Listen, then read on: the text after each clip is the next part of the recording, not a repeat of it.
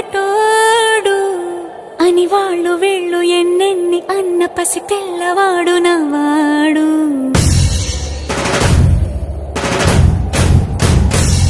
విడుముండోడు అని ఊరు వాడ అనుకున్న గాని మహారాజు నాకు నవాడు.